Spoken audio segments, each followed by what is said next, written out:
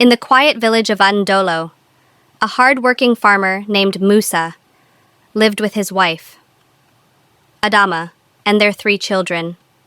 Life was not easy for them, but their small mud brick home was filled with love. Musa worked tirelessly on other people's farms, earning just enough to feed his family. He was known for his honesty and humility, but despite his efforts, he remained poor. Many of Musa's childhood friends had become wealthy traders, landowners, and respected men in the village. Over time, they distanced themselves from him, mocking his simple clothes and meager earnings. At village gatherings, they feasted on roasted goat and palm wine, while he and his family ate plain millet porridge. The pain of their rejection gnawed at Musa. He longed for wealth, not just for himself, but so his children wouldn't grow up in poverty.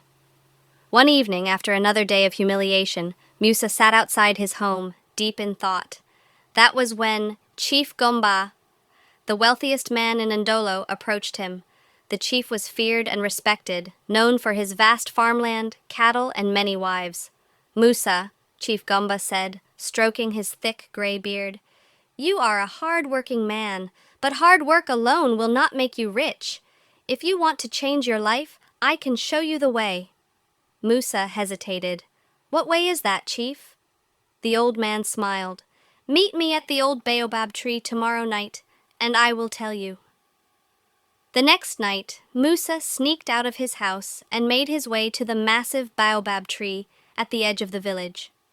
The night was dark, the air thick with mystery. Chief Gomba was already there, along with 2 hooded elders.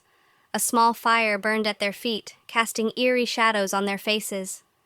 "There is a way to escape poverty forever," Chief Gomba said, "but the gods demand a sacrifice." Musa's heart pounded. What kind of sacrifice? Chief's voice lowered. "The gods do not want animals or food. They want something more precious. Your first daughter, Zainab." Musa's blood ran cold. Zainab was only 10, his sweet, playful daughter, who always ran to hug him after a long day's work. The thought of losing her sent a deep pain through his chest. "But she is my child," Musa stammered. The hooded elder spoke for the first time. "And she is your key to riches. You will never suffer again." Musa's mind swirled with confusion. He thought of all the times he had been looked down upon, all the times his family had gone to bed hungry. Wouldn't it be worth it to finally give them a better life? That night, Musa could not sleep. He lay beside Adama, listening to Zainab's soft breathing. His heart ached, but his desperation was greater. Before dawn, he made up his mind. The following night, he took Zainab's hand and told her they were going on a journey. She was excited, thinking it was an adventure. She held onto his hand as they walked deep into the forest, where the hooded men and Chief Gomba waited. The fire was already burning. Musa's hands shook as he was given a knife. The chanting of the elders grew louder. His daughter looked up at him, confused. "Baba, what's happening?" she asked, her innocent eyes full of trust. Musa's grip tightened on the knife. His breathing was heavy. His mind screamed at him. Could he really do this? Then, just as he raised the knife, a loud voice rang through the forest. "Musa, stop!" It was Adama. She had woken in the night to find their daughter gone and had followed his footprints through the forest. Behind her, the villagers arrived with torches, led by the village elder. Chief Gomba and the hooded men scattered into the darkness. Musa stood frozen, his heart pounding. The reality of what he had almost done crashed down on him like a storm. Zainab ran into her mother's arms, crying.